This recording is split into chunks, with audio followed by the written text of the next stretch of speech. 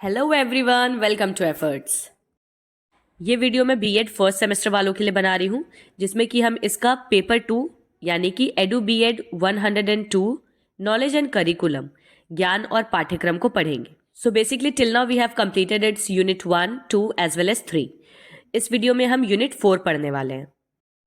इस वीडियो में हम पढ़ेंगे पेपर 2 का यूनिट 4 सोशलाइजेशन एंड एजुकेशन।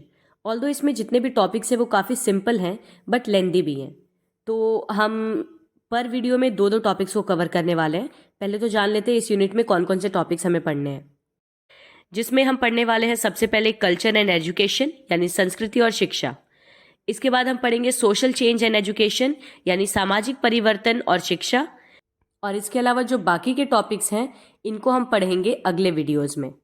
चलिए जान लेते हैं इन टॉपिक्स को भी। फिर है ग्रुप डायनामिक्स, जिसे कि हिंदी में समूह गतिशीलता कहते हैं। इसके बाद है सोशल ऑर्डर एंड एजुकेशन यानी सामाजिक व्यवस्था और शिक्षा। इंडस्ट्रियलाइजेशन एंड एजुकेशन यानी औद्योगिकीकरण और शिक्षा। And the last topic will be modernisation and education यानी आधुनिकीकरण और शिक्षा। So as you all know, सारे आंसर्स आपको हिंदी और इंग्लिश दोनों लैंग्वेजेस में मिलेंगे, जिससे कि आप अपने बीएड में बहुत ही अच्छे आंसर्स लिख सकते हैं। So subscribe the channel if you have not done yet, and if you have already done, so let's start the video now.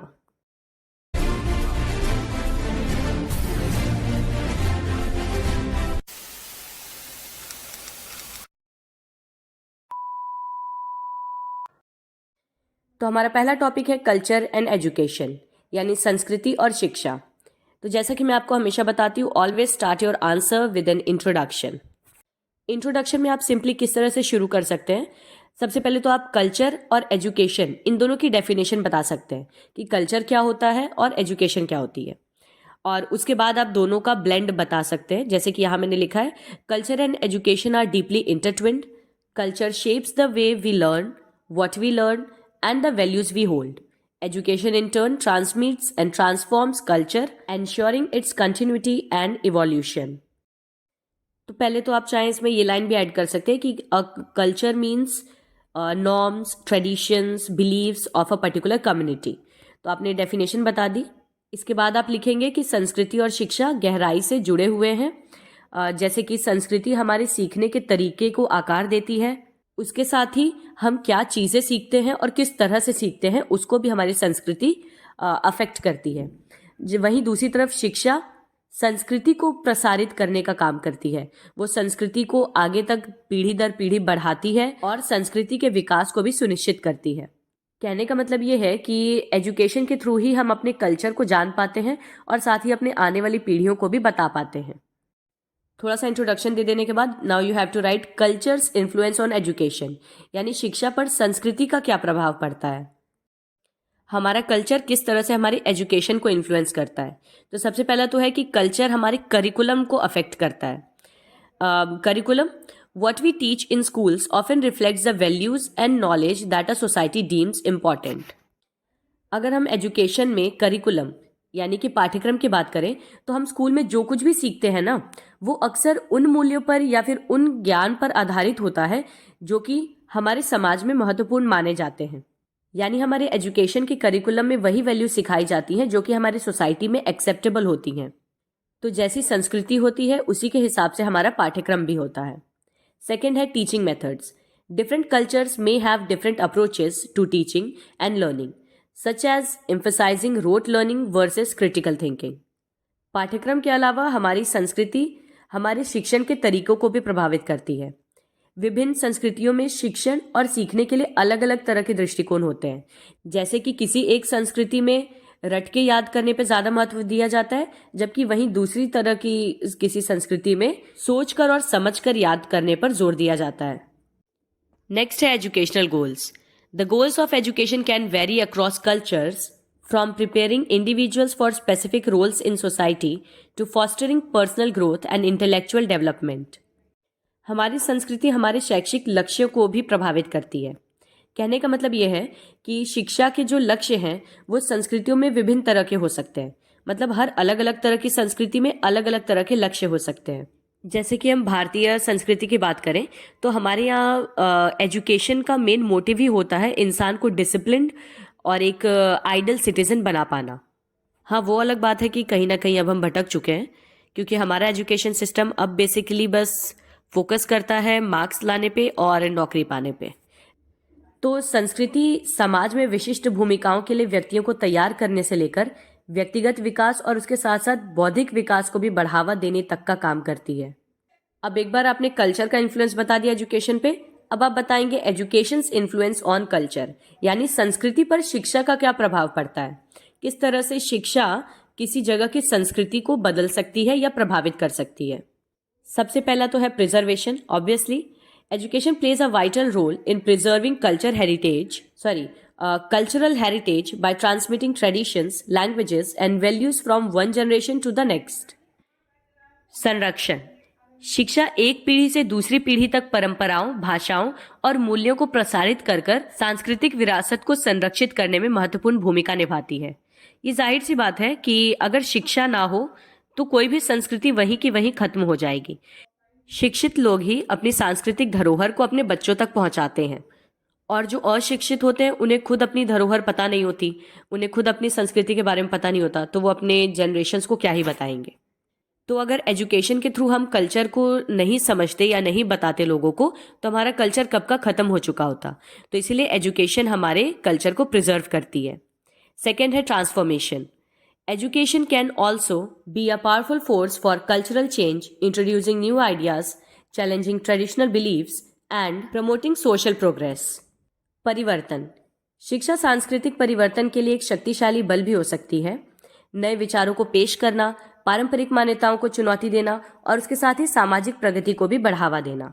कहने का मतलब यह है कि कई सारे ऐसे कल्चर होते हैं जिसमें कि कुछ इविल्स प्रिवेल कर रहे होते हैं। जैसे कि अगर हम अपने भारतीय कल्चर में ही देखें तो सती प्रथा जो चली आ रही थी, जिसमें लड़कियों को फोर्सफुली बर्न किया जाता था अपने हस्बैंड की डेड बॉडी के साथ, which was not good, which was not right. So that needs to be end, उसको खत्म होना ज़रूरी था। तो एजुकेशन ही है जो इस तरह की रूढ़िवादी चीज़ों को खत्म करने का काम करती है, जिससे कि कल्चर को ट्रांसफॉर्म किया जा सकता है, बदला जा सकता है, उसमें नया बदलाव या परिवर्तन लाया जा सकता है। आप सोच के देखिए ना, अनएजुकेटेड लोगों को थोड़ी ना पता होगा कि कल्चर में ये चीज़ गलत है या सही है। राजा राम मोहन रॉय जैसे ही एजुकेटेड लोग थे जिन्हें पता चला कि ये चीज़ गलत है और इसके खिलाफ उन्होंने आवाज़ उठाई और फाइनली सती प्रथा को बैन करवाया। नेक्स्ट है cultural transmission. Education is a primary means of cultural transmission, ensuring that cultural knowledge, beliefs and practices are passed on to future generations. सांस्कृतिक संचरण। शिक्षा सांस्कृतिक संचरण का एक प्राथमिक साधन है। शिक्षा ये सुनिश्चित करती है कि सांस्कृतिक ज्ञान, विश्वास और प्रथाएं ये भविष्य की पीढ़ियों तक पारित होती रहे, यानी जो आने वाली जनरेशन्स हैं उन तक भी ये सारे कल्चरल वैल्यूज पहुंचती रहे। नेक्स्ट है cultural development. Education fosters critical thinking, creativity and innovation which can lead to the development of new cultural forms and expressions. सांस्कृतिक विकास। शिक्षा महत्वपूर्ण सोच, रचनात्मकता और इसके साथ साथ नवाचार को भी बढ़ावा देती है, जो कि नए सांस्कृतिक रूपों और अभिव्यक्तियों के विकास को जन्म देती है। यानी एजुकेशन के थ्रू हमारा कल्चर और भी स्ट्रांग और डेवलप्ड हो सकता है। लास्ट पॉइंट है इसमें cultural understanding. Education can promote intercultural understanding and appreciation by exposing individuals to different cultures and perspectives. सांस्कृतिक समझ, यानी कि शिक्षा व्यक्तियों को अलग अलग तरह की संस्कृतियों और दृष्टिकोणों को उजागर करके उन्हें समझने का भी अवसर प्रदान करती है। यानी एजुकेशन के थ्रू आप ना सिर्फ अपने कल्चर को बल्कि अलग अलग तरह के कल्चर को भी समझ सकते हैं। इतना लिख लेने के बाद आप लास्ट में कंक्लूजन के साथ इसको एंड करेंगे। तो कंक्लूजन में क्या लिखना है आपको? Culture and education are inseparable, they shape each other in profound ways, influencing individual development and societal progress. By understanding this intricate relationship, we can create education systems that are culturally responsive, promote intercultural understanding, and empower individuals to thrive in a diverse and interconnected world. तो इस पूरे discussion से हमें ये पता चलता है कि संस्कृति और शिक्षा अविभाज्य हैं, यानी इन्हें अलग नहीं किया जा सकता, दोनों एक दूसरे से जुड़े हुए हैं। ये व्यक्तिगत विकास और सामाजिक प्रगति को प्रभावित करते हुए एक दूसरे को गहन तरीके से आकार देते हैं। इस जटिल संबंध को समझकर हम शिक्षा प्रणालियों का निर्माण कर सकते हैं जो कि सांस्कृतिक रूप से उत्तरदायी हों, विभिन्न संस्कृतियों की समझ को बढ़ावा देती हो और व्यक्तियों को एक विविध और परस्पर जुड़ी हुई दुनिया में रहने के लिए सशक्त बनाती हो। अगर कल्चर एंड एजुकेशन के बारे में आता है तो आप आराम से ये सारी चीज़ें इसमें लिख सकते हैं। Now moving further to our next topic, that is social change and education, यानी सामाजिक परिवर्तन और शिक्षा। तो इसको भी हम स्टार्ट करेंगे इंट्रोडक्शन से। Social change and education are deeply intertwined, each influencing and shaping the other in a dynamic relationship. देखिए, ये जो स्टार्टिंग की लाइन है ये तो आप हर एक आंसर में चेप सकते हैं आराम से। It's important to recognize that the relationship between social change and education is not one directional. सबसे पहले तो आप डिफाइन कर देंगे, मतलब परिभाषित कर देंगे कि सामाजिक परिवर्तन और शिक्षा क्या होती है। उसके बाद आप बताएंगे कि सामाजिक परिवर्तन और शिक्षा को गहराई से जोड़ा जाता है। ये दोनों एक दूसरे को प्रभावित भी करती हैं और आकार भी देती हैं। इसीलिए ये जानना बहुत महत्वपूर्ण है कि सामाजिक परिवर्तन और शिक्षा के बीच में संबंध जो है वो एक दिशात्मक नहीं है, बल्कि इसके कई सारे आयाम हैं। They are interconnected and influence each other in a dynamic process. ये परस्पर एक दूसरे से जुड़े हुए हैं और एक गतिशील प्रक्रिया के रूप में एक दूसरे को प्रभावित भी करते हैं। Education can be powerful engine for social change, while social changes in turn shape the direction and focus of education. कहने का मतलब यह है कि शिक्षा सामाजिक परिवर्तन के लिए एक बहुत ही शक्तिशाली इंजन हो सकती है। इंजन का मतलब क्या है कि जो उसको खींच के लेकर चले या जो उसको बढ़ावा दे, जबकि सामाजिक परिवर्तन बदले में शिक्षा की दिशा और ध्यान को आकार दे सकता है। चलिए इन दोनों के कंसेप्ट को भी बारी बारी समझ लेते हैं। पहले हम जानेंगे education as a catalyst for social change, यानी सामाजिक परिवर्तन के लिए एक उत्प्रेरक के रूप में शिक्षा। कहने का मतलब यह है कि किस तरह से शिक्षा सामाजिक परिवर्तन को प्रभावित करती है। Promoting critical thinking.